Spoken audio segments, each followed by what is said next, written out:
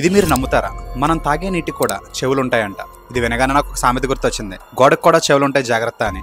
Yes, water కూడా చెవులుంటాయి. Doctor ముసారో ఎమోటో దీన్ని prove చేశారు. అతను 3 గ్లాసెస్ లో ఈక్వల్ గా శనగపప్పును తీసుకుని అండ్ ఈక్వల్ గా వాటర్ కూడా వేస్తారు. ఆ తర్వాత రోజు ఆ 3 గ్లాసెస్ దగ్గరికి వెళ్లి మొదటి గ్లాస్ కి థ్యాంక్ యూ అని, సెకండ్ గ్లాస్ కి బాస్టర్డ్ ఈడియట్ అని చెప్పి మూడో గ్లాస్ ని ఏమనకుండా వచ్చేస్తాడు. ఇలా కంటిన్యూస్ గా 25 డేస్ చేస్తారు. తరువాత తను చెక్ చేయడానికి వెళ్ళినప్పుడు ఫస్ట్ గ్లాస్ లో ఉన్న శనగపప్పు చాలా ఫ్రెష్ గా అండ్ అరోమాటిక్ గా కనిపించింది. సెకండ్ గ్లాస్ లో ఉన్న శనగపప్పు చాలా బ్లాక్ గా కనిపించింది. అండ్ థర్డ్ గ్లాస్ లో ఉన్న శనగపప్పు దీన్ని అసలు పట్టించుకోనే లేదు. ఇది కంప్లీట్ గా కుళ్ళిపోయింది. సో సైంటిస్ట్ ఏం చెప్తున్నాడంటే, పాజిటివ్ వర్డ్స్ కి వాటర్ మాలిక్యూల్స్ ఎలా రియాక్ట్ అవుతున్నాయి అండ్ నెగిటివ్ వర్డ్స్ కి వాటర్ మాలిక్యూల్స్ ఎలా రియాక్ట్ అవుతున్నాయి. మన బ్రెయిన్ లో 75% వాటర్ నిండి ఉంటుందంట.